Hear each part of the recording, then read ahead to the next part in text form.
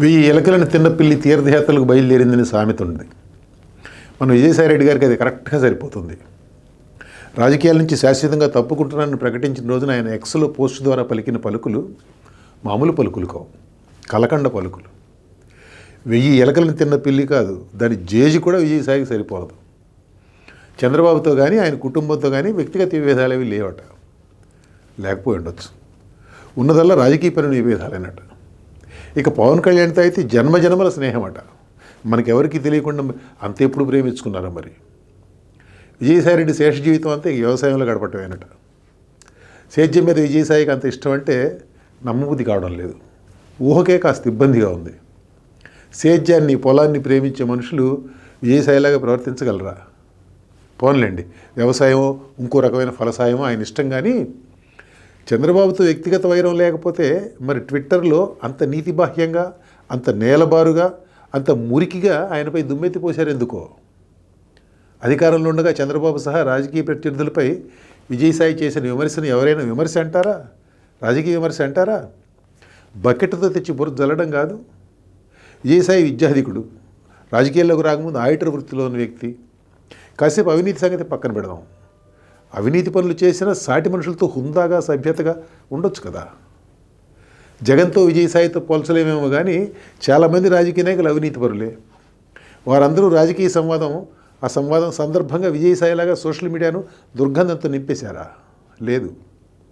విజయసాయి పదే పదే చేసిన మరో చెడ్డ పని ఏమిటంటే ఎదుటివారి కులం ప్రస్తావించి విమర్శించడం, చిన్నబుచ్చడం. ఆఖరికి తనను ప్రశ్నించే జర్నలిస్టులతో కూడా అలానే ప్రవర్తించారు. పేరు చివరి కులం లేని వారి కులం తెలుసుకుని ప్రెస్ కాన్ఫరెన్స్లో ఆ పేరు పెట్టి పిలిచేవారు. ఇది చెడ్డతనానికి పరాకాష్ట కాదు. తన ప్రియమిత్రుడు అని విజయసాయి ఇప్పుడు అంటున్నారు చూడండి పవన్ కళ్యాణ్ గురించి. ఆ ప్రియమిత్రుడిని కూడా ఇష్టం వచ్చినట్టు దుర్భాషలాడారు. పదే పదే పని పాట లేకుండా ప్యాకేజ్ ఇస్తారని పిలిచారు. ఇప్పుడేమో నీతి వాక్యాలు వల్లిస్తున్నారు. రాజకీయ ప్రత్యర్థులనే కాదు, రామోజీరావు లాంటి వారిని కూడా అత్యంత జుగుప్సాకరంగా తోలనాడారు.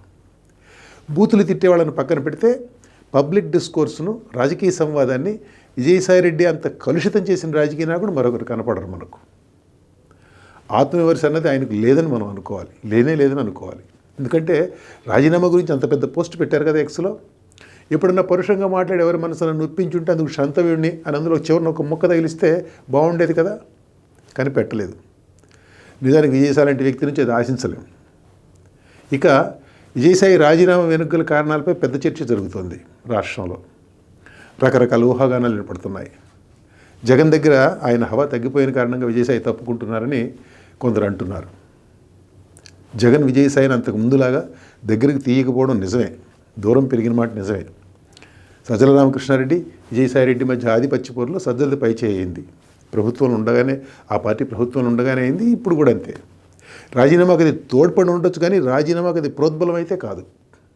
ప్రోద్బలం ఢిల్లీలోని బీజేపీ నేతల నుంచి వచ్చిందని, ఇంకా ఖచ్చితంగా చెప్పాలంటే ఇదంతా హోంమంత్రి అమిత్ షా చాతుర్యమని కొన్ని వర్గాలు అంటున్నాయి. 3 ఏళ్ల పదవీకాలం మిగిలి ఉండగా విజయసాయి రాజ్యసభ సభ్యత్వానికి రాజీనామా చేయడం చాలామందిని ఆశ్చర్యపరిచింది. అయితే రాజీనామా చేయించిందే దానికోసం అన్నది ఆ వర్గాల అంచనా, భోగట్ట. నిజానికి వైసీపీ నాయకత్వం కానీ విజయసాయి కానీ బీజేపీకి పూర్తి అనుకూలం, వ్యతిరేకమేమి కాదు. అయినా కానీ ఆయనతో రాజ్యసభ సభ్యత్వానికి రాజీనామా చేయించారంటే ఎవరినన్నా వెంటనే రాజ్యసభ పంపాల్సిన అవసరం వచ్చిందేమో. అంత అవసరంగా రాజ్యసభ పంపాల్సిన రాజకీయ అగత్యం ఏమొచ్చిందో ప్రస్తుతానికి మనకి తెలియదు. ఇక్కడ కూడా కొన్ని ఊహాగానాలు నిలబడుతున్నాయి. కానీ మరి గాలిలోంచి పేర్లు బయటికి తీసి స్ప్రెడ్ చేయడం, వ్యాప్తి చేయడం కరెక్ట్ కాదు. ఒక్క మాట అయితే చెప్పచ్చు, బీజేపీ నేతల వ్యూహం ఇప్పుడెలా కనపడినా చివరికి ఆ పార్టీని బలపరచడం, దాని స్పేస్ పెంచుకోవడం లక్ష్యంగా పన్నే పన్నాగాలు మాత్రమే అని చెప్పొచ్చు. విజయసాయి రాజీనామా ఫలితంగా కేసుల విషయంలో జగన్ ఇబ్బందిలో పడతారని కొందరు టీడీపీ నాయకులు అంటున్నారు. ఆయన ఎప్రూవర్గా మారతాడని అంటున్నారు. అది జరిగే అవకాశం మాత్రం చాలా తక్కువ, మినిమల్. ఎందుకంటే అదే జరిగితే వైసీపీ ఫినిష్ అయిపోతుంది. ప్రస్తుతానికి అది బీజేపీ నేతలు కూడా కోరుకోవడం లేదు. ఏపీ రాజకీయాల్లో వైసీపీ స్పేస్లో వైసీపీ అలాగే కొనసాగాలని వాళ్ళు కోరుకుంటున్నారు. దానికి తోడు జగన్కు వ్యతిరేకంగా వెళ్ళేంత సాహసం విజయసాయి చేస్తారా? రాజీనామాలు పర్వాలేదు, తప్పలేదు అని చెప్పుకోవచ్చు. మరి అంత పెద్ద అవినీతి కేసులు ఎదురు తిరగడం అంటే చిన్న విషయం కాదు కదా.